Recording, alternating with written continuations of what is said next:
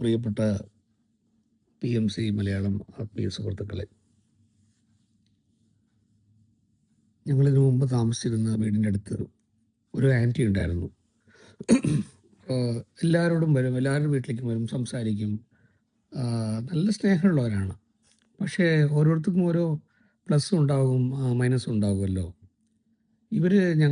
ഞാനവരെ anti എന്നൊക്കെ വിളിക്കുമ്പോൾ എൻ്റെ ഉള്ള പഴയ ആൾക്കാരൊക്കെ, ആ വീടിൻ്റെ അടുത്തുള്ള ആൾക്കാരൊക്കെ പറയും, ഇവർ വെറും ആൻറ്റിയല്ല, സീരിയൽ ആൻറ്റിയാണെന്ന് പറയും. ഞാൻ ഈ ആൻറ്റി അഭിനയിക്കുമോ, സീരിയലിൽ അഭിനയിക്കുമോ എന്ന് ചോദിച്ചു.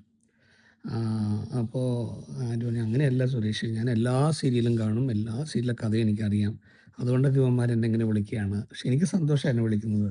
ആൾക്കാരൊക്കെ ഞാൻ സീരിയൽ അഭിനയിക്കുന്ന ഒരു സ്ത്രീയാണെന്നല്ല വിചാരിക്കുന്നത്. എന്നൊക്കെ എല്ലാ എല്ലാ കാര്യങ്ങളെയും പോസിറ്റീവ് എടുക്കുന്ന ഒരു ആളാണ്. പക്ഷെ ഒരു പ്രശ്നം, അവരെല്ലാവരും പറ്റിയും ഗോസിപ്പ് പറയും. അവരുടെ കുടുംബത്തിലുള്ള ആൾക്കാരെയൊക്കെ ഇങ്ങനെ ഭയങ്കര നല്ല ആൾക്കാരാണ്, സ്വർഗത്തിൽ നിന്ന് വന്ന ആൾക്കാരാണ്, എൻ്റെ മോൻ അങ്ങനെയാണ്, എൻ്റെ മോൾ അങ്ങനെയാണ്, എൻ്റെ മക്കൾ അവിടെ എന്നെ ലണ്ടനിലേക്ക് കൊണ്ടുപോയി, അത് ചെയ്തു, ഇത് ചെയ്തു. ഇവിടെയുള്ള പലരെയും റിലേഷൻസൊക്കെ അബ്രോഡിലാണ്. അപ്പോൾ അതൊന്നും വലിയ കാര്യമല്ല. ഞങ്ങളുടെ ഏരിയയിൽ അങ്ങനെയാണ്. കുറേ പേര് നാട്ടിലേക്ക് പോയിട്ട് വരണ പോലെ അമേരിക്കയ്ക്കും ലണ്ടനിലേക്കും ഒക്കെ പോയിട്ട് വരും. പിന്നെ എന്നെ പോലുള്ള ചെറിയ ജോലിക്കാരും ഇങ്ങനെ പോയിട്ട് വരും, ജോലി ചെയ്യുന്ന ആൾക്കാരും. ഇതൊരു ലോകം തന്നെ ഒരു ചെറിയൊരു വില്ലേജായിട്ട് മാറിയില്ല. പക്ഷേ ഇവർക്കിത് അന്യരാജ്യത്ത് പോകുന്നൊക്കെ ഒരു വലിയ കാര്യമാണ്. അപ്പം തൻ്റെ മക്കളെ പറ്റിയൊക്കെ ഉയർത്തി പറയും, അത് വാങ്ങിക്കാൻ പോകണോ, ഞാൻ ഈ കാർ വാങ്ങിക്കാൻ പോകണം, ആ ബിൽഡിംഗ് വാങ്ങിക്കാൻ പോകണം എന്നൊക്കെ വെറുതെ അങ്ങനെ പറയും. അപ്പോൾ അതൊക്കെ ആൾക്കാരിങ്ങനെ കേൾക്കും, പ്രത്യേകിച്ച് സ്ത്രീകൾ. അപ്പോൾ ഇടയ്ക്ക് ഇവർക്കൊരു പ്രശ്നം എന്താണെന്ന് വെച്ചാൽ ഗോസിപ്പിംഗ്. ആരോടെങ്കിലും എല്ലാ വീട്ടിലും പോകുന്നതുകൊണ്ട് ഓരോ ഇൻഫർമേഷൻ കിട്ടും. എന്നിട്ട് ഈ ഇൻഫർമേഷൻ എടുത്ത് അവിടെ പോയി പറയും, അവിടെ നിന്ന് ഇവിടെ പറയും. എവിടെയെങ്കിലൊക്കെ ഇത് കുഴഞ്ഞ് പ്രശ്നമാകുന്ന സമയത്ത് എല്ലാവരും കൂടി ഈ സ്ത്രീയെ ചീത്ത പറയും. അപ്പോൾ ഒരു വിഷമിക്കും. അങ്ങനെ ഒരു ദിവസം പക്ഷേ അതേ സമയത്ത് അവർക്ക് കുറച്ച് പേര് അവർക്ക് ഇഷ്ടമാണ്. അവർ ബിസി ആയിട്ടുള്ള, ഇപ്പോൾ ഫോർ എക്സാമ്പിൾ എൻ്റെ വൈഫിന് അവർക്ക് വളരെ ഇഷ്ടമാണ്. എൻ്റെ വൈഫിന് സമയമില്ല.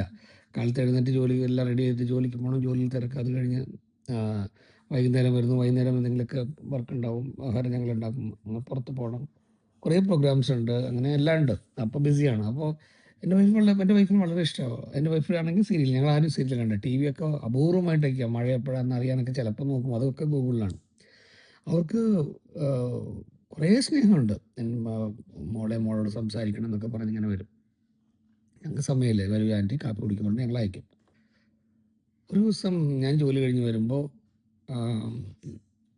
എന്നെ അറിയുന്നത് വളരെ സൈലൻറ്റ് ബോയ് എന്നൊക്കെയാണ്. ഞാനിങ്ങനെ വാചകം അടിക്കുന്ന ആളൊന്നും അറിയില്ല, അത് ആർക്കും. അത് സംസാരിക്കില്ല. ഞാൻ സത്യം പറഞ്ഞാൽ ആർക്കും അറിയില്ല. ഞാൻ വളരെ ഇൻട്രോവേർട്ടാണ്. ഓഫീസിലൊക്കെ ഞാൻ എല്ലാം റൈറ്റിങ്ങിലാണ്, ഇമെയിൽ, വാട്സപ്പ് ഒക്കെ ഞാൻ റൈറ്റിങ്ങിലാണ്. സംസാരിക്കുന്നത് എനിക്ക് നമുക്ക് പ്രത്യേകിച്ച് ഈ ആത്മീയതയിൽ വന്നേ പിന്നെ സംസാരിക്കുന്നത് വളരെ കുറവാണ്. അങ്ങനെ ഞാൻ ക്ലോസ് ആയിട്ട് പറയുകയാണെങ്കിൽ ഒരു ഫാമിലി ഒരു 3-4 പേര്, സുഹൃത്തുക്കൾ കുറച്ച് പേര്, പിന്നെ ആത്മീയതയിലുള്ള ആൾക്കാരോട് ഞാൻ എല്ലാം മനസ്സോടെ സംസാരിക്കും. ഇതുവരെ നല്ല അനുഭവങ്ങളാണ്, ടച്ച് വുഡ്. പൊതുവെ അങ്ങനെ പുറത്ത് ഇനിയൊരു ഫ്ലാറ്റിലേക്ക് പോവുക, അവിടെ നിന്ന് സംസാരിക്കുക, അല്ലെങ്കിൽ റോഡിലെവിടെയും കാണുമ്പോൾ സംസാരിക്കുക, അങ്ങനെയൊന്നുമില്ല. പോകും, വരും, വീട്ടിലായിരിക്കും. എന്നെ കാണണമെങ്കിൽ വീട്ടിൽ വന്നാൽ സംസാരിക്കുക എന്നുള്ള പോലെയാണ്. അങ്ങനെയാണ് എൻ്റെ അമ്മ വളർത്തിയത്. അത് എനിക്ക് ഇനി മാറാനും പറ്റില്ല. ഞാൻ എവിടെയും പോയിരിക്കുക, അങ്ങനെ വളരെ ഷൈയാണ് ഞാൻ. അതാർക്കും അറിയില്ല. സംസാരിക്കുന്നത് കാണുമ്പോൾ വളരെ ചിരിച്ചൊക്കെ, പരിചയമുള്ള ആൾക്കാരോട് തമാശയൊക്കെ പറയും, ചിരിക്കുന്നല്ലാണ്ട് അപരിചിതരോടൊക്കെ പോയിട്ട് നമുക്കങ്ങനെ ഇവിടെ കുറേ കൊല്ലങ്ങളായി ഞാൻ ജനിച്ചത് ഇവിടെയാണ്. പക്ഷേ പലർക്കും അറിയില്ല. ഒരു 3-4 കൊല്ലം മുമ്പ് വന്നൊരു ആൾ പറയുന്നത്, എന്താ സാറിന് നല്ല സ്നേഹത്തിൽ സംസാരിക്കുന്നത്, 3 കൊല്ലം ഞങ്ങളോടൊന്നും മിണ്ടിയില്ലല്ലോ എന്നൊക്കെ, നിങ്ങളെല്ലാം ഇപ്പോഴെല്ലാം എൻ്റെ വീട്ടിലേക്ക് വന്നതെന്നൊക്കെ പറഞ്ഞു. അപ്പോൾ ഇവർക്ക് എന്നോട് ഇങ്ങനെ സംസാരിക്കുക എന്നൊക്കെ പറഞ്ഞിട്ട് വൈഫിനോട് ചോദിച്ചു, ഇങ്ങനെ സുരേഷ് എന്നോട് സംസാരിക്കണമല്ലോ, അതിനെന്താ, വരൂ, ഇരിക്കൂ. ഞാൻ പറഞ്ഞു, എന്താ ആൻറ്റി, പറയൂ ആൻറ്റി. എല്ലാം മോനെ, എന്നെ ഇങ്ങനെ 2-3 പേര് എന്നോട് മിണ്ടുന്നില്ല, എന്താ. അല്ല മോനെ, ഞാൻ അങ്ങനെ എന്തെങ്കിലുമൊക്കെ മനസ്സിലാക്കി ഇങ്ങനെ കൺട്രോൾ ചെയ്യാൻ പറ്റുന്നില്ല. ഞാൻ എന്തെങ്കിലുമൊക്കെ ഇങ്ങനെ പറയുന്നു, അത് പ്രശ്നമായി പോകുന്നു. അവർ നല്ല ആൾക്കാരാണ്, ഞാൻ അവർക്ക് വെറുപ്പിച്ചല്ലോ എന്നൊക്കെ പറഞ്ഞു. നമ്മൾ സാറില്ല ആൻറ്റി, അത് അറിയാതെ അല്ലേ എന്നൊക്കെ പറഞ്ഞ് സമാധാനിപ്പിച്ചു. പക്ഷെ ഒരു കൂട്ടം ആൾക്കാരോട് അവർ വളരെ ആഗ്രഹിക്കുന്നുണ്ട് സംസാരിക്കാനായിട്ട്. ഇനിയൊരു കൂട്ടം ആൾക്കാർക്ക് ഈ ആൻറ്റിയെ ഇഷ്ടമാണ്, നല്ല ഭംഗിയുള്ള ആൻറ്റിയാണ്, നല്ല സ്നേഹം കൊടുക്കും, ഒരു അമ്മയെ പോലെയല്ലേ. പക്ഷേ ഇവർ അവരെ പറ്റിയൊക്കെ കുറ്റം പറയും. അപ്പോൾ ഇത് ഇങ്ങനത്തെ എന്താ അങ്ങനെ ചെയ്യാന്നുള്ള സമയത്ത് എനിക്കും അറിയില്ല അത് എങ്ങനെയാണ് ഇവരൊക്കെ, ഞാൻ എന്താണ് ഇവരോട് പറയേണ്ടത്, എന്നൊക്കെ വയസ്സ് മൂത്തവർ. ആ സമയത്ത് ഇങ്ങനെ സംസാരിച്ചുകൊണ്ടിരിക്കുന്ന സമയത്താണ് ഒരു ഗുഡ് മോർണിംഗ് മെസ്സേജ് വന്നത്. കാലത്ത് അവർ വന്നത്. അപ്പം എൻ്റെ അമ്മാവൻ, എൻ്റെ അമ്മാവൻ എന്ന് വെച്ചാൽ വൈഫിൻ്റെ അമ്മാവൻ, അദ്ദേഹം എനിക്കൊരു ഗുഡ് മോർണിംഗ് മെസ്സേജ് ഡൽഹിയിൽ നിന്ന് എനിക്ക് അയച്ചിരുന്നു. ആ മെസ്സേജ് എൻ്റെ ജീവിതത്തിൽ തന്നെ മാറ്റി. ഈ ആൻറ്റിക്കും അത് സഹായമായി. അതെന്താണെന്ന് വെച്ചാൽ ഞാൻ ഇതിന് മുമ്പും ഇവിടെ എഴുതിയിട്ടുണ്ട് നമ്മുടെ ഗ്രൂപ്പിൽ. We love those who ignore us, we ignore those who love us. നമ്മെ സ്നേഹിക്കുന്നവരെ നാം അവഗണിക്കുന്നു, നമ്മെ അവഗണിക്കുന്നവരെ നാം സ്നേഹിക്കുന്നു. അതിൽ ഇനിയും കുറച്ചുകൂടി എഴുതിയിട്ടുണ്ടാവും. ഇനിയുള്ള we have time, our residual life is there, apply this formula എന്നൊക്കെ പറഞ്ഞിട്ട് ചെറിയ ഒരു നോട്ട് ഉണ്ടായിരുന്നു. ഞാനത് വായിച്ച് അവർക്കത് പറഞ്ഞു കൊടുത്തു. അപ്പോൾ ഒരിക്കൽ കൂടി പറയും. അപ്പം ഞാനും പറയുന്നതോടുകൂടി തന്നെ ഞാനും അതിനെപ്പറ്റി ഇങ്ങനെ ഡിസ്കസ് ചെയ്ത് അവരോട് ഞാൻ പറഞ്ഞു. അങ്ങനെ പറഞ്ഞുകൊണ്ടിരിക്കുമ്പോൾ ഞാൻ പറഞ്ഞു, ആൻറ്റി ഇത് സംബന്ധപ്പെട്ട ഒരു കഥ എൻ്റെ അനുഭവ കഥയുണ്ട്, ഞാൻ പറയട്ടെ. ആർക്കാണ് കഥ ഇഷ്ടമില്ലാത്തത്? അപ്പോൾ കുറച്ച് ദൂരെ ഇരുന്ന് ആ അമ്മച്ചി എൻ്റെ അടുത്ത് വന്നിരുന്നു. എന്നിട്ട് എൻ്റെ കോഫി അവിടെ ചൂടായിരിക്കുന്നു. അപ്പോൾ വളരെ ചൂടാകുമ്പോൾ കുടിക്കാൻ പറ്റില്ലല്ലോ. അപ്പോൾ ഞാൻ തമാശക്ക് പറയും, എന്താ ചൂടായിട്ട് കുടിക്കാത്തതെന്ന് വെച്ചാൽ, എന്നെ സ്നേഹിക്കുന്ന കുറേ പേരുണ്ട്, ഓർമ്മകളിലുണ്ട്. അത് എൻ്റെ അമ്മയായിരിക്കാം, എൻ്റെ സുഹൃത്തുക്കളായിരിക്കാം, അവർക്കൊന്നും ചൂട് കൊള്ളാൻ പാടില്ല ഹൃദയത്തിലെന്ന്. അപ്പോൾ ആ ആൻറ്റി ചിരിച്ചു. നമ്മൾ ചില ആൾക്കാരിൽ ചില തെറ്റുകൾ മാത്രമല്ല കാണും. ഇപ്പോൾ ഒരു ഗോസിപ്പ് ആൻറ്റിയാണ്, അത് മാത്രമല്ല അവരിലുള്ള തെറ്റുള്ളൂ, ബാക്കിയൊക്കെ നല്ല വശങ്ങളല്ലേ. അപ്പം നമ്മളവരെ അത് മൈനസ് ചെയ്തിട്ട് അവരെ സ്നേഹിക്കാൻ നമുക്കറിയണം. ഈ അവരുടെ തെറ്റുകൾ മാത്രം കണ്ടിട്ട് നമ്മൾ എന്തിനാ അത് എക്സ്പോസ് ചെയ്യുന്നത്? ഞാൻ എൻ്റെ ഒരു ദൈവം തന്ന അറിവിൽ ഞാൻ ഉപയോഗിച്ചു അവരോട് തമാശക്ക് നല്ല സ്നേഹം അമ്മ. എന്നിട്ട് അവരോട് ഞാൻ ഈ കഥ ഞാൻ പറഞ്ഞു. കഥയല്ല, അനുഭവ കഥ. അപ്പോൾ അത് നിങ്ങളോടായിട്ട് ഞാൻ പറയാം, നിങ്ങൾക്കും ചേർത്ത് പറയും. ഒരിക്കൽ കൂടി ഞാൻ പറയുന്നു, ഈ കഥ അവിടെ തിരുവനന്തപുരത്ത് ഞാൻ രണ്ടാമത്തെ കഥയായിട്ട് പറഞ്ഞതാണ്. അത് പൂർണ്ണമായിട്ട് ശരിക്കും അങ്ങോട്ട് പറയാൻ പറ്റില്ല. അപ്പോൾ ഇന്ന് പറയാൻ കഴിയുമെന്ന് ഞാൻ വിശ്വസിക്കുന്നു. ഓക്കെ. ഞാൻ ട്രെയിനിൽ യാത്രയാണ്, ചെന്നൈക്ക് വന്നുകൊണ്ടിരിക്കുകയാണ്. അപ്പോൾ എൻ്റെ അച്ഛൻ ചെയ്യുന്നൊരു ഒരു ഒരു കലാപരിപാടിയും കൂടി പറയാം, അല്ലെങ്കിൽ സ്നേഹത്തിൻ്റെ കലാപരിപാടി. അച്ഛന് ചായയോ കാപ്പിയോ കുടിക്കണമെങ്കിൽ ഇങ്ങനെ നോക്കും, മോനെ എത്ര പേരുള്ള എല്ലാവർക്കും ചായ പറയും കുർബാനയെന്ന് പറയും. ഒരു എല്ലാവരും ഉള്ളപ്പോഴെങ്കിൽ എങ്ങനെയാണ് നമ്മൾ മാത്രം ചായ കുടിക്കുന്നതെന്ന് പറയും. ചിലപ്പോൾ ഉറങ്ങുന്ന ആൾക്കാരൊക്കെ വിളിച്ച് ചായ കൊടുത്തിട്ടുണ്ട്. അപ്പോൾ അങ്ങനെ ഞാൻ വരുന്ന സമയത്ത് എനിക്കൊരു ചായ കുടിക്കണമെന്ന് തോന്നി. അപ്പോൾ ട്രെയിനിൽ പൊതുവെ എനിക്ക് ഇഷ്ടമല്ല, ഫ്ലാസ്കിൽ കൊണ്ടുപോകാറുണ്ട്, അത് കഴിഞ്ഞു. അപ്പോൾ ഒരു ചായ കുടിക്കാമല്ലോ, ഒന്ന് ഉറങ്ങി ട്രെയിനിൽ. അപ്പോൾ നോക്കിയപ്പോൾ ഒരു ചായ കുടിക്കാം. അപ്പോൾ അങ്ങനെ ഒരു 3-4 പേരേ ഉള്ളൂ. അപ്പോൾ ഞാൻ പറഞ്ഞു 4 ചായ പറഞ്ഞ് 4 പേർക്കും ഞാൻ എല്ലാം വാങ്ങിച്ച ബാക്കിയുള്ള 4 പേർക്കും കൊടുത്ത് ഞാനും കഴിച്ചു. അതിൽ 3 പേര് ചായ കുടിച്ച് അവർ മൊബൈൽ നോക്കാൻ തുടങ്ങി. മൊബൈലില്ല, അപ്പോൾ മൊബൈലുണ്ടോ എനിക്ക് ഓർമ്മ, എല്ലാവർക്കും മൊബൈൽ അപ്പോൾ ആയിട്ടില്ല. അപ്പോൾ ബുക്ക് വായിക്കുകയോ ഉറങ്ങുകയോ എന്താ ചെയ്തു. പക്ഷേ ഒരു വൈറ്റ് ഷർട്ടും ഒരു വെള്ള മുണ്ടും ഉടുത്ത് കണ്ടാൽ തന്നെ നമുക്ക് ഒരു നമസ്കാരം പറയാമെന്ന് തോന്നാവുന്ന ഒരു നല്ല രൂപം, ഇങ്ങനെ കരുണയോട് നോക്കി എൻ്റെ അടുത്ത് വന്നിരുന്ന് എന്നോട് ചോദിച്ചു, സാറേ ഞാൻ അടുത്തിരിക്കാമോ? ഞാൻ പറഞ്ഞു, അയ്യോ അങ്കിൾ പ്ലീസ് സിറ്റ് എന്ന് പറഞ്ഞു. അപ്പോൾ പറഞ്ഞു, എനിക്ക് ഇംഗ്ലീഷൊന്നും അറിയില്ല, ഞാൻ തമിഴാണ്, ഞാൻ കൃഷിക്കാരനാണ്, അപ്പോൾ എന്താണ് എനിക്ക് ചായ തന്നത്? എന്നെ പറഞ്ഞു, അച്ഛനങ്ങനെ ചെയ്യാറുണ്ട്, ഞാനും ചെയ്യാറുണ്ട്. അതിലൊരു ചായ ഇല്ല, അതിൽ എന്താണുള്ളത്? അത് അങ്ങനെയൊക്കെ എനിക്ക് തോന്നിയില്ലല്ലോ, ഞാൻ വലിയ പണക്കാരനാണ്, അറിയോ, എന്നെ കണ്ടാൽ അറിയില്ല എന്നൊക്കെ പറഞ്ഞ് ഞാൻ പറഞ്ഞു, നിങ്ങൾ ഫസ്റ്റ് ക്ലാസ്സിലൊക്കെ അല്ലേ വരുന്നത്, അപ്പോൾ നിങ്ങൾ പണക്കാരനായിരിക്കും. അങ്ങനെ ഞങ്ങൾ സാധാരണയായിട്ട് സംസാരിക്കുന്നത്. കുറച്ച് നേരം കഴിഞ്ഞപ്പോൾ അദ്ദേഹത്തിന് എൻ്റെ ഒരു പിതാവിൻ്റെ വയസ്സുള്ളതൊക്കെ ഞാൻ മറന്നു. ഞങ്ങൾ സുഹൃത്തുക്കളായിട്ട് ഇങ്ങനെ കുറേ കാര്യങ്ങൾ സംസാരിച്ചു. അങ്ങനെ സംസാരിച്ചപ്പോൾ അദ്ദേഹം എന്നെപ്പറ്റി കുറേ ചോദ്യങ്ങൾ ചോദിച്ചു. അതിനൊക്കെ ഞാൻ സത്യമായ ഉത്തരങ്ങളൊക്കെ പറഞ്ഞ് ഇപ്പോൾ ഞാൻ ആരെ പറ്റിയും അങ്ങനെ അന്വേഷിക്കാൻ എനിക്ക് ഇഷ്ടമല്ല. വളരെ അപൂർവമായിട്ട് ക്ലോസ് ആയിട്ടുള്ള ആൾക്കാരെ പറ്റി ചിലത് ചോദിച്ചു, അതും ആത്മീയമായിട്ടുള്ള കാര്യങ്ങളാണ് ഞാൻ ചോദിക്കില്ല. ആരെപ്പറ്റിയും ഞാൻ ചോദിക്കില്ല, എന്താണ്, എവിടെ ജോലിയാണ്, അന്ന് എൻ്റെ അമ്മൂമ്മയുടെ നക്ഷത്രം എന്താണ്, അങ്ങനെയൊക്കെ ചോദിക്കുന്ന ആൾക്കാരുണ്ട്. എവിടെയാണ് എൻ്റെ അച്ഛനമ്മ, എവിടെയാണ് കല്യാണം കഴിച്ചത്, അവർ ഹണിമൂണിന് എവിടെയാണ് പോയത് എന്നൊക്കെ ചോദിക്കുന്ന ആൾക്കാരൊക്കെ ഉണ്ട്. വളരെ ഓടിപ്പോണം നമ്മളവരെ കണ്ട. പറയാൻ എനിക്ക് തന്നെ മലയാളിയായിട്ട് കാണുന്നുണ്ട്, അധികം മലയാളികളാണ് ഇവിടെ ഞാൻ കണ്ടതിൽ. എന്നെ കുറേ യാത്ര ചെയ്യുന്ന ആൾക്കാർ ഞാൻ കാണുന്നുണ്ട്. അപ്പോൾ അധികം മലയാളികൾ കാണാൻ സുഖമുള്ളത്. ഏതായാലും പോട്ടെ. അപ്പോൾ ഞാനൊന്നും ചോദിച്ചില്ല. അദ്ദേഹമായിട്ട് പറഞ്ഞു, കൃഷിക്കാരനാണ്, കുറേ കൃഷിയുണ്ട്, അവിടുത്തെ അമ്പലങ്ങൾ, പിന്നെ അവിടെ അദ്ദേഹം ചെയ്യുന്ന സാമൂഹിക കാര്യങ്ങൾ, ഒരു സ്കൂൾ തന്നെ അദ്ദേഹം കെട്ടിക്കൊടുത്തിട്ടുണ്ട് അവരുടെ ലാൻഡിൽ. പിന്നെ മക്കളൊക്കെ ഓരോരോ കാര്യങ്ങൾ നോക്കിയിരിക്കുന്നു. കൃഷി ആർക്കും ചെയ്യുന്നില്ല, അദ്ദേഹമാണ് ചെയ്യുന്നത്. അങ്ങനെ ആ അദ്ദേഹം ജീവിക്കുന്ന ആ സ്ഥലം, ആ ഗ്രാമം, അദ്ദേഹത്തിൻ്റെ കുടുംബം, അവിടെയുള്ള നല്ല കാര്യങ്ങൾ എല്ലാം ഞാൻ ചോദിച്ചു, എന്തിനാണ് ഇങ്ങനെയൊക്കെ നിങ്ങൾ പറയുന്നത്? എന്ന് ചോദിച്ചു. ആ, സുരേഷ് ഒരു എഴുത്തുകാരൻ എന്നൊക്കെ പറഞ്ഞല്ലോ, അതൊക്കെ എവിടെയെങ്കിലുമൊക്കെ കഥകൾ എഴുതുന്നേ. ഞാനൊന്നും അത് ഞാൻ പറഞ്ഞു അങ്ങനെയൊന്നും പെട്ടെന്ന് വരില്ല, അത് തോന്നണം, അതൊക്കെ അങ്ങനെ ഒരു സംഭവിക്കണം എന്നൊക്കെ ഞാൻ പറഞ്ഞു. "ആ, അല്ല കേൾക്കൂ, നിങ്ങൾ കുറേ പുസ്തകങ്ങളൊക്കെ വായിക്കുന്നതല്ലേ, കഥ കേൾക്കുന്നു." അങ്ങനെ കുറേ സംസാരിച്ച് വന്നു. എനിക്ക് കുറച്ച് നേരമായപ്പോൾ, അയ്യോ നീ അടുത്ത സ്റ്റേഷൻ വന്നാൽ കുറച്ച് ഇപ്പോൾ അരമണിക്കൂറോ 1 മണിക്കൂറോ കഴിഞ്ഞാൽ ഇദ്ദേഹം ഇറങ്ങണമല്ലോ. ആ, എന്തോ ഒരു വിഷമം എനിക്ക് തട്ടി. അപ്പോൾ പുള്ളിക്കാരനും പറഞ്ഞു, ഞാനൊന്നും ഇങ്ങനെ ആരോടും സംസാരിക്കാറില്ല, വലിയൊരു അഹങ്കാരിയായിട്ട് ഞാനങ്ങനെ എവിടെയെങ്കിലും ഇരിക്കും. പക്ഷേ സുരേഷിൻ്റെ ആ ഇരുത്തവും ആ സംസാരവും, ആ, ഞാൻ ആരെന്നൊന്നും അറിയാണ്ട് എനിക്കൊരു ചായ വാങ്ങിച്ചു തന്നു. ആ, ഞാനും അങ്ങനെയൊന്നും ആരും വാങ്ങിച്ചു തന്നാൽ കൊടുക്കില്ല. പക്ഷേ നീ കൊണ്ടുവന്ന് അടുത്ത് വന്ന് ഒരു സേവകനെ പോലെ എനിക്ക് കാപ്പി തന്നു, ചായ തന്നപ്പോൾ എനിക്കത് നോ എന്ന് പറയാൻ വയ്യ. പിന്നെ ഒരു ചായ കുടിച്ചതിന് ശേഷം ചായ തന്ന ആളോട് ഇത്രയും സ്നേഹം കാണിച്ച ആളോട് എന്തെങ്കിലും സംസാരിക്കേണ്ടത്, എന്തെങ്കിലും സംസാരിക്കാൻ തുടങ്ങിയതാണ്. അപ്പോൾ അതൊക്കെ കണ്ടപ്പോൾ എനിക്ക് വളരെ സന്തോഷം. അങ്ങനെ സംസാരിച്ചപ്പോൾ പുള്ളിക്കാരൻ നമ്പർ, എൻ്റെ അഡ്രസ്സ് വാങ്ങിച്ചു.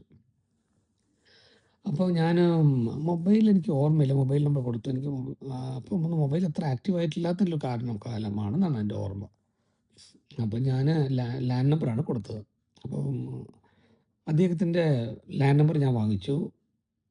എൻ്റെ അഡ്രസ്സ് ഞാൻ കൊടുത്തു. അദ്ദേഹത്തിൻ്റെ അഡ്രസ്സ് ഞാൻ വാങ്ങിച്ചില്ല. ഞാൻ ചെന്നൈക്ക് വന്നു. എപ്പോഴും പോലെ അങ്ങനെ ട്രെയിനിലൊക്കെ എത്രയോ പേര് നമ്മൾ കാണുന്നില്ല, അതുകൊണ്ട് നമുക്കൊന്നും ഓർമ്മയില്ല. 2 ദിവസം കഴിഞ്ഞപ്പോൾ എനിക്കൊരു കത്ത് വരുന്നു, എൻ്റെ വീട്ടിലെ അഡ്രസ്സൊക്കെ. അപ്പോൾ വാച്ച്മാൻ കൊണ്ടുവന്ന് തന്നു. അങ്ങനെ അഡ്രസ്സ് ലെറ്റർ ഒന്ന് തുറന്ന് നോക്കിയപ്പോൾ ആസ് യൂഷ്വൽ നിങ്ങളെ പരിചയപ്പെട്ടതിൽ സന്തോഷം, അതാണ് ഇതാണ്. പിന്നെ വീണ്ടും ആ ഗ്രാമത്തിനെ പറ്റിയും ആ ഗ്രാമത്തിലുള്ള വലിയ വലിയ മനുഷ്യരെ പറ്റിയും എല്ലാം പറയുമ്പോൾ നമുക്ക് ആ ഗ്രാമത്തിനെ പോയി കാണാമോ എന്നൊക്കെ ഒരു ആഗ്രഹം തോന്നും. അപ്പോൾ ഞാനൊക്കെ ഒരു കത്തയച്ചു. അടുത്ത ആഴ്ചയും ഏകദേശം എല്ലാ ശനിയാഴ്ചകളിലും ഇദ്ദേഹത്തിന് കത്ത് വരും. അപ്പോൾ ആദ്യം ഞാനിങ്ങനെ ഉത്തരങ്ങൾ കൊടുക്കും. ഇനി എന്താണ് ഉത്തരം കൊടുക്കാനുള്ളത്? അപ്പോൾ ഞാൻ അന്ന് കൂടി തിരുവനന്തപുരത്ത് പറയായിരുന്നു. കോഴിക്കോടുള്ള സമയത്ത് ഞാനൊരു കോയ എന്ന് പറഞ്ഞൊരു ഒരു പോസ്റ്റ്മാനെ പരിചയപ്പെട്ടു. അപ്പോൾ അവിടെ ഉൾഭാഗത്ത് കണ്ണൂരിൻ്റെ അവിടെ കണ്ട് മലപ്രദേശത്ത് ജീവിക്കുന്ന ആൾക്കാർക്ക് ഈ മിലിറ്ററിയിൽ നിന്നൊക്കെ കത്ത് വരുന്നു. അപ്പോൾ ഒരു ലെറ്റർ കൊടുക്കാനായിട്ട് മല കയറില്ല അദ്ദേഹം. പിന്നെ അവിടെ ആർക്കും പഠിപ്പൊന്നുമില്ല. അപ്പോൾ ഇദ്ദേഹമാണ് എല്ലാം വായിക്കേണ്ടതും അവിടെ പോയി കത്തെഴുതി തിരിച്ച് ഉത്തരം കൊടുക്കേണ്ടതൊക്കെ ഇദ്ദേഹത്തിൻ്റെ കടമയാണ്. അവിടെ പോയി കഴിഞ്ഞാൽ ആഹാരമൊക്കെ ബ്രേക്ക്ഫാസ്റ്റ് ലഞ്ചൊക്കെ ഈ മലപ്രദേശത്തിലെ ആൾക്കാർ തന്നെ കൊടുക്കും. അപ്പോൾ എന്നോട് ഇങ്ങനെ സംസാരിക്കുമ്പോൾ സുരേഷ് ഭായ്, ഈ കോയ നല്ല ബുദ്ധിയുള്ള ആളാണ്, എന്താ പറയും ഭായ്. ഞാനങ്ങനെയൊന്നും മല കയറൂല. ഒരു 10-20 കത്തുകളില്ലാണ്ട് നമ്മളെന്തിനാ മല കയറുന്നത്? അപ്പോൾ ഞാൻ ഇപ്പം എന്ത് ചെയ്യും? ഞാൻ എല്ലാ കത്തും എഴുതുമ്പോൾ തുറന്ന് വായിക്കും. പ്രേമത്തിനെ പറ്റി കത്തൊക്കെ ഉണ്ടെങ്കിൽ ഭാര്യ ഭർത്താവിന് എഴുതുന്ന മാതിരിയൊക്കെ ഉണ്ടെങ്കിൽ ഞാൻ അത് ഉടനെ നിർത്തും. നമ്മളെ മേലെ പോയ അള്ളാവിനോട് ഉത്തരം പറയണ്ട, അത് ഞാൻ ചെയ്യില്ല, ആ പാവം ചെയ്യില്ല. പക്ഷേ ആടെയും സുഖം ഈടെയും സുഖം, പിന്നെ നമ്മളെന്തിനാണ് മല കയറുന്നത്? അതുകൊണ്ട് അവിടെയും സുഖമാണ് ഇവിടെയും സുഖമാണ്, പിന്നെ ഞാനെന്തിനാ മല കയറുന്നത്? അതുകൊണ്ട് ഞാൻ കയറില്ല. അപ്പോൾ ഞാൻ അവിടെ പോയാലും ഈ കത്ത് ഞാൻ തന്നെയാണ് വായിച്ചു കൊടുക്കുന്നത്. പ്രേമ കത്തുകളും ഭർത്താവ് എഴുതുന്ന കത്തുകളും ഭാര്യ എഴുതുന്ന കത്തുകളും അതൊക്കെ ഞാനാണ് വായിക്കുക എന്നൊക്കെ പറയും. അപ്പോൾ ഞാൻ വിചാരിച്ചു അത് എനിക്ക് ഓർമ്മ വന്നു. അയാളവിടെ സുഖമാണ്, ഞാനിവിടെ സുഖമാണ്, എന്താണ് എഴുതാനുള്ളത്? ഒന്നും പ്രത്യേകിച്ചില്ല. പിന്നെ ഞാനും ജോലി തിരക്കിൽ ഇങ്ങനെ പോകല്ലേ. അപ്പോൾ ഞാനൊന്നും കത്തെഴുതാറില്ല. പക്ഷേ എന്നെ അറിയാതെ എല്ലാ ശനിയാഴ്ചകളും ഞാൻ എന്താണ് ലെറ്റർ ബോക്സിൽ എൻ്റെ കത്ത് വന്നിട്ടുണ്ടോ എന്ന് ചോദിക്കും. എനിക്കെന്തെങ്കിലും കത്ത് വന്നിട്ടുണ്ടോ എന്ന് ചോദിക്കും. പിന്നെ കുറേ ജനറലായിട്ടുള്ള കൊറിയർ സ്ലിപ്പ്, അത് ഇത് റിസീപ്റ്റൊക്കെ വരും, നോട്ടീസ്, ഫ്രണ്ട്സിൻ്റെ ലെറ്റർ, അതൊക്കെ അപൂർവം. പക്ഷെ കത്തയക്കുന്നതൊക്കെ ഒരു വാസ്തവത്തിൽ കത്ത് എഴുതുന്നതിനൊരു സംസ്കാരം ഞാൻ പറയാറുണ്ടല്ലോ. പക്ഷെ അങ്ങനെ ആരും എനിക്ക് ഇങ്ങനൊരു ഡീറ്റെയിൽ ആയിട്ട് എഴുതാറില്ല. ഫോണൊക്കെ ഉണ്ടല്ലോ അതുകൊണ്ട് കത്ത് എഴുതുന്നതൊക്കെ ഫോൺ വന്നതിന് ശേഷം പോയി എന്നല്ലേ പറയുക. അപ്പോൾ വാച്ച്മാനോട് ചോദിക്കുന്നതിൽ കത്തുണ്ടോ? കത്തുണ്ടാകും. അങ്ങനെ കുറച്ച് ദിവസമായപ്പോൾ കത്ത് കാണാനില്ല. അപ്പോൾ ഞാൻ വിചാരിച്ചു സന്തോഷമായി, ഇനിയിപ്പോൾ കത്തെഴുതിയില്ല എന്നുള്ള കുറ്റബോധം നമുക്കില്ലല്ലോ, പോട്ടെ എന്ന് വിചാരിച്ചു. അവിടുന്ന് ഒരു മാസം 2 മാസം കഴിഞ്ഞപ്പോൾ എനിക്ക് എന്തോ എൻ്റെ മനസ്സിൽ വല്ലാത്തൊരു ജോലി തിരക്ക്, യാത്ര, അതുകൊണ്ട് വളരെ ക്ഷീണിച്ച് ഞാൻ 2 ദിവസം ലീവ് ഇട്ട് ഉറങ്ങി. ഉറക്കം വരുന്നില്ല, രാത്രി ഉറക്കം വരുന്നില്ല. ഇപ്പോൾ പൊതുവെ ജനങ്ങളൊക്കെ ഒരു സൈക്കാട്രിസ്റ്റ് പോകുകയാണെങ്കിൽ മറച്ച് ഞാൻ പോവാം. കാരണം സൈക്കാട്രിസ്റ്റ് പോയാൽ അവൻ ഭ്രാന്തനാണെന്ന് പറയുമോ, സമൂഹം മുദ്ര കുത്തുമോ. അപ്പം ഞാൻ കുറച്ച് വെള്ളക്കാരോട് കൂടിയൊക്കെ കുറേ അവരൊക്കെ ചെറിയ ഒരു എന്താ പറയുക, ഒരു മോനെ ചീത്ത പറഞ്ഞിട്ട് മനസ്സിൽ ഒരു അസ്വസ്ഥത തന്നെ കൂടി അവർ പോയി സൈക്കാട്രിസ്റ്റിനെ പോയി കാണും. അപ്പോൾ ഞാൻ വിചാരിച്ചു എന്തുകൊണ്ട് സൈക്കാട്രി, പിന്നെ വിചാരിച്ചു എനിക്ക് നല്ല എൻ്റെ ഫാമിലി ഡോക്ടർ ഉണ്ട്, എന്നെ വാടാ പോടാന്ന് വിളിക്കുന്ന ഒരു ആൻറ്റി, ചെറുപ്പം തൊട്ട് എന്നെ അറിയാം, മോനെന്ന് വിളിക്കുന്ന സ്നേഹമുള്ളൊരു ഡോക്ടറാണ്. ഞാനവരോട് പറഞ്ഞു, ചേച്ചി ചേച്ചി എന്താ ഈ സൈക്കാട്രിസ്റ്റ് എന്ന് പറഞ്ഞപ്പോൾ സൈക്കോളജി ഒക്കെ പഠിക്കാറുന്നില്ലേ, എന്ത് പറ്റി, നിങ്ങൾക്ക് എന്താ വല്ല ഭ്രാന്ത് പിടിച്ചോ? അല്ല ചേച്ചി, എന്തോ എനിക്ക് ഉറക്കം വരുന്നില്ല, പറയുന്ന ജോലി തിരക്കും എന്താണെന്നറിയില്ല, എനിക്കൊന്ന് ചേച്ചിയോട് സംസാരിക്കണം. മോൻ വാ, വരുമ്പോൾ നല്ല കോഫിയും കൊണ്ട് വാട്ടോ വിജിയോട് പറഞ്ഞിട്ട് എന്ന് പറഞ്ഞു. അപ്പോൾ ഞാൻ നല്ല ഡിക്കോഷൻ കാഫി, ബ്രാഹ്മിൻസ് ഇവിടെ ഉണ്ടാക്കുന്ന കോഫി ഡിക്കോഷൻ എന്നൊക്കെയാണ് പറയുന്നത്, നിങ്ങൾക്ക് അറിയും തോന്നുന്നു. അതൊക്കെ കൊണ്ടുപോയി ആ ചേച്ചിക്ക് കാഫിയൊക്കെ കൊടുത്തിട്ട്, ഞങ്ങൾ കുടുംബക്കാർ പോലെയാണ്. പണമെങ്കിലും ആ ചേച്ചി പണമൊക്കെ വാങ്ങിക്കും കേട്ടോ, നല്ല പണം വാങ്ങിക്കും. അപ്പം ഞാൻ അങ്ങനെ കോഫിയൊക്കെ കൊടുത്ത് ഞങ്ങൾ രണ്ടുപേരും കോഫിയൊക്കെ കുടിച്ച് കാര്യങ്ങളൊക്കെ പറഞ്ഞു. അപ്പോൾ ആ ചേച്ചി എന്നോട് സീരിയസ് ആയിട്ട് സംസാരിക്കാൻ തുടങ്ങി. എന്ത് പറ്റി, നിനക്ക് എല്ലാവരോടും വഴക്കുണ്ടോ, അഭിപ്രായ വ്യത്യാസമുണ്ടോ, അങ്ങനെയുണ്ടോ ഇതുണ്ടോ ചോദിച്ചു. ഒന്നുമില്ല ചേച്ചി, എനിക്ക് ഒന്നുമില്ല, എല്ലാം നോർമലാണ്, ദൈവാനുഗ്രഹം കൊണ്ട് എല്ലാം നോർമലാണ്, ഒരു പ്രോബ്ലവും ഇല്ല. അപ്പോൾ എൻ്റെ അമ്മയുണ്ടായിരുന്നു, അമ്മയോട് സംസാരിക്കണം, അമ്മ പാവം, അമ്മയ്ക്ക് എന്താ അറിയാം, പാവം എന്തിനാ അമ്മയെ വിഷമിപ്പിക്കണേ. അങ്ങനെ ചോദിച്ചു എന്തെങ്കിലും റെഗുലറായിട്ട് നടക്കുന്ന എന്തെങ്കിലും ഇപ്പം നിനക്ക് എന്തെങ്കിലും കട്ടായിട്ടുണ്ടോ, അതിലെന്തെങ്കിലും ഒരു തടസ്സം വന്നിട്ടുണ്ടോ എന്നൊക്കെ ചോദിക്കുന്ന. പെട്ടെന്ന് എനിക്ക് തോന്നി, പറഞ്ഞു, ഒരാളിങ്ങനെ ട്രെയിനിൽ കത്ത് എഴുതാറുണ്ട് ചേച്ചി, ഇപ്പോൾ അദ്ദേഹം കത്ത് എഴുതുന്നില്ല, അല്ലാണ്ട് ബാക്കിയൊന്നും എനിക്കില്ല, ഞാൻ നേരെ ആഹാരം കഴിക്കുന്നുണ്ട്, കാപ്പി കുടിക്കുന്നുണ്ട്, ഉറക്കം മാത്രമില്ല. അതോ ആ കാര്യങ്ങളൊക്കെ ഒന്നുകൂടി പറയും, എന്താണത് ആ കാര്യം പറയുന്നത്. അപ്പം ഞാനിതെല്ലാം പറഞ്ഞു. ആ ഇപ്പം ഇതാണ് സുരേഷിൻ്റെ പ്രശ്നം, അത് നിൻ്റെ അന്തരാത്മാവിൽ നീ അത് പ്രതീക്ഷിക്കുന്നുണ്ട്. അപ്പോൾ ഞാൻ പറഞ്ഞു, എനിക്ക് ഭയങ്കര കുറ്റബോധമുണ്ട്, ഇപ്പോൾ ഞാൻ അദ്ദേഹത്തെ ഇത്രത്തോളം സ്നേഹിച്ചിട്ടുണ്ട്, പക്ഷേ അത് ആ സ്നേഹത്തിന് ഞാൻ അവഗണിച്ചല്ലോ. ഇവിടെ ബിസിനസ്സിന് വേണ്ടിയും അതിനു വേണ്ടിയും ഇതിനു വേണ്ടിയൊക്കെ ഞാൻ ഓരോരുത്തരെ പോയിട്ട് മാഡം സാർ എന്നൊക്കെ പറയുന്നു. ഒരു സ്വാർത്ഥനായിട്ട് എന്നെ സ്നേഹിക്കാത്ത ആൾക്കാരെയൊക്കെ പോയി കാര്യത്തിന് വേണ്ടി, ബിസിനസ്സിന് വേണ്ടി. അപ്പോൾ എൻ്റെ ഒരു ബുക്ക് പബ്ലിഷ് ചെയ്യാനായിട്ടുള്ള തിടുക്കത്തിൽ കുറച്ച് ലേറ്റായി, അപ്പോൾ അത് പബ്ലിഷുമായി. അപ്പോൾ എനിക്ക് ലൈബ്രറി ഓർഡറൊക്കെ കിട്ടിയാൽ നല്ല വരുമാനമായിരുന്നു. അപ്പോൾ ഞാൻ അപ്പുണ്ടായിരുന്നു CM കാണാനൊക്കെ ഞാൻ പോയി, എനിക്ക് അപ്പോയിൻമെൻറ്റൊന്നും അപ്പം കിട്ടിയില്ല. ഞാൻ ഇൻഫ്ലുവൻസ് ഒന്നും ഉപയോഗിച്ചില്ല, ഞാൻ തന്നെ ട്രൈ ചെയ്തു, കിട്ടിയില്ല. പിന്നെ അച്ഛൻ്റെ സുഹൃത്തുക്കളൊക്കെ നല്ല, ഞാൻ ജനിച്ചത് എവിടെയാണല്ലോ, എൻ്റെ മുത്തച്ഛൻ്റെ കാലം തൊട്ട് ഇവിടെയുണ്ട്, ഈ 10 കൊല്ലം 20 കൊല്ലമൊന്നുമല്ല, ജനറേഷനായിട്ട് ഞങ്ങളിവിടെ ഉണ്ട്. ആ ഇൻഫ്ലുവൻസ് ഉപയോഗിച്ചു. അപ്പോൾ ഒരാളുടെ കൂടെ പോയി, അവരെ കണ്ടു, ഞാൻ മാഡം എന്നൊക്കെ വിളിച്ചു. അപ്പോൾ അവർ മാഡം അല്ല, യു കോൾ മീ അമ്മ എന്നൊക്കെ പറഞ്ഞു. എന്നോട് മലയാളത്തിൽ അവർ സംസാരിച്ചു. അപ്പോൾ അവർ ഞാൻ ബുക്കിൻ്റെ കഥ പറയാൻ പറഞ്ഞു. അങ്ങനെ ആ ഓർഡറൊക്കെ എനിക്ക് കിട്ടി. വേറെ ഓപ്പോസിഷൻ പാർട്ടിയിലുള്ള ആ CMൻ്റെ ഫാമിലിയൊക്കെ വാസ്തവത്തിൽ അറിയുള്ളൂ, മലയാളികളൊക്കെ സാധാരണ ആദ്യം വരെ ഇഷ്ടമല്ല, പക്ഷേ ഞങ്ങളിവിടെ ഉള്ളതുകൊണ്ട് പരിചയമുണ്ട്. പക്ഷേ ആ അമ്മ കണ്ടു, അതിന് ഓർഡർ കിട്ടി. അപ്പോൾ ഞാൻ മനസ്സിനുള്ളിൽ ആരൊക്കെയോ നമ്മളെ അമ്മ എന്ന് വിളിക്കുന്നു, മാഡം എന്ന് വിളിക്കുന്നു, സാർ എന്ന് വിളിക്കുന്നു, എന്നെ സ്നേഹിക്കുന്ന ഒരു സാധാരണക്കാരൻ ചെയ്തല്ലോ. എനിക്ക് കുറ്റബോധം വന്ന് ഞാൻ ഇങ്ങനെ സംസാരിക്കുമ്പോൾ ചേച്ചി എനിക്ക് എന്തോ മനസ്സ് വിഷമം പറഞ്ഞ് കരഞ്ഞു. അപ്പോൾ അവർ ചേച്ചി എന്നെ കരയേണ്ടതെന്നൊന്നും പറയുന്നില്ല, നിനക്ക് വേണം, നീ എന്തിനാ അങ്ങനെ ചെയ്യുന്നതെന്ന് പറഞ്ഞ് എന്നെ ഇനിയും കരയിപ്പിക്കുകയാണ്. അതൊക്കെ പിന്നെ അറിഞ്ഞ് എന്തിനാ ആ നല്ല മനസ്സുള്ള ചേച്ചി എന്നെ കരയിപ്പിച്ചതെന്ന്. അപ്പോൾ ഞാൻ കുറച്ച് കരഞ്ഞു കഴിഞ്ഞാൽ തിരിച്ചും കോഫി കുറച്ചുണ്ടായിരുന്നു. പിന്നെ അടുത്ത് വന്ന് അവർ സാരി തുമ്പുകൊണ്ട് തന്നെ കണ്ണൊക്കെ, ഈ മക്കളെ അമ്മ ചെയ്യുന്ന പോലെ കണ്ണൊക്കെ തുടച്ചത്, എൻ്റെ മോൻ എന്താ അങ്ങനെ വിഷമിക്കണേ, കാപ്പി കുടിക്കുക, ഞാൻ കരഞ്ഞപ്പോൾ നിനക്കൊരു മനസ്സിലൊരു ഭാരം കുറയുമല്ലോ എന്നൊക്കെ പറഞ്ഞ്. ഞാൻ പറയും, ഇത്രയൊക്കെ വലിയ മനുഷ്യൻ വളർന്നിട്ട് ഇനി കൊച്ചുകുട്ടി പോലെ കരയാൻ എനിക്ക് നാണക്കേടായിട്ടുണ്ട്. അല്ലല്ല, ആര് പറഞ്ഞു അങ്ങനെയൊന്നും, നീ എന്താണ് ഹാർട്ട് സർജനൊക്കെ പോയി നോക്കുക, കരയാനാണ് അവർ പറയുന്നത്, വിഷമമുണ്ടെങ്കിൽ കരയണം. അതൊരിക്കലും സുപ്രിയാജിയും എന്ന് പറഞ്ഞു, അന്നത്തെ ട്രെയിനിങ് സെഷനിൽ കുറേ പേര് കരഞ്ഞപ്പോൾ എനിക്ക് വല്ലാത്ത ദേഷ്യം വന്നു എന്ന് പറഞ്ഞപ്പോൾ, അങ്ങനെയല്ല സുരേഷ്, അവർ കരയട്ടെ, അവർ കരയുമ്പോഴാണ് ഇതൊക്കെ ഹീലാകുള്ളൂ എന്ന് പറഞ്ഞു.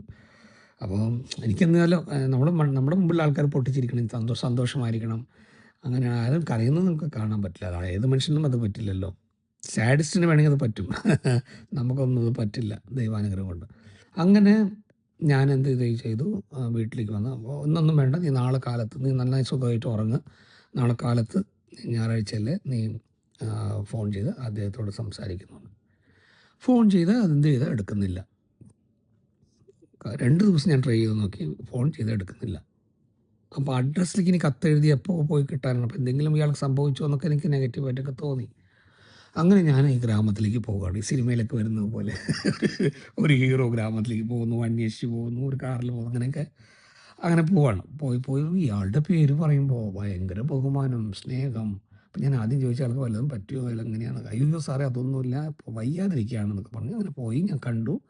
അദ്ദേഹത്തിന് വളരെ സന്തോഷമായി. അവരുടെ മക്കളൊക്കെ ഓടി വന്നു പറഞ്ഞു, ഇങ്ങനെ അച്ഛനൊരു നിങ്ങളെ കാണണം സംസാരിക്കണമെന്ന് പറഞ്ഞിരുന്നു, പക്ഷേ ഹെൽത്ത് ശരിയല്ല, ഞങ്ങളും ബിസിയാണ്. ഞങ്ങളോടും പറഞ്ഞു, ഞങ്ങളും ഒരു കത്ത് നിങ്ങൾക്ക് പോസ്റ്റ് ചെയ്യാമെന്നൊക്കെ പറഞ്ഞു. ഞങ്ങൾ ചെയ്തിട്ടില്ല, എന്തിനാണെന്നൊക്കെ വിചാരിച്ച് ഞങ്ങളുടെ തെറ്റുമുണ്ട്, നിങ്ങളെ കോൺടാക്ട് ചെയ്തില്ല എന്നൊക്കെ പറഞ്ഞു. അപ്പോൾ ഞങ്ങളുടെയും ലാൻഡ് നമ്പർ പ്രോബ്ലം, അവരുടെയും ലാൻഡ് നമ്പർ പ്രോബ്ലം, അതാണ് സംഭവിച്ചത്.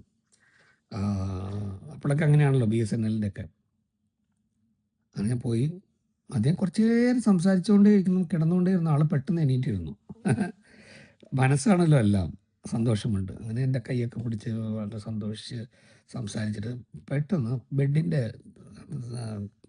അടിയിലൊരു അദ്ദേഹം ഒരു കവർ വെച്ചിട്ടുണ്ടായിരുന്നു. ആ കവറിൽ 3 പേജ് ലെറ്റർ എനിക്ക് എഴുതിയിട്ടുണ്ട്. അതിൽ 2 ചെക്കുണ്ട്. അതിൽ ഒരു ചെക്ക് എനിക്ക്, ചെറിയൊരു തുക എനിക്ക്, നല്ലൊരു തുക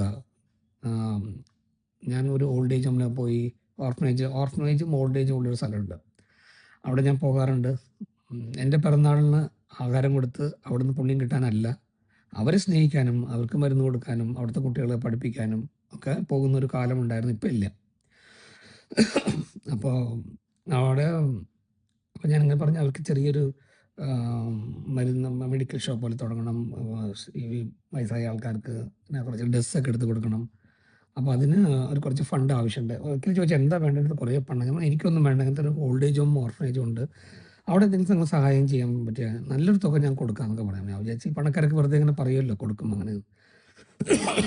പക്ഷെ അദ്ദേഹം എനിക്ക് നല്ലൊരു കത്തെഴുതി, കുറേ നല്ല വാക്കുകൾ എന്നെപ്പറ്റി പറഞ്ഞ്, ഈ കത്തിനൊന്നും ഉത്തരം തരാത്ത ഒരു ദേഷ്യം അതിലില്ല.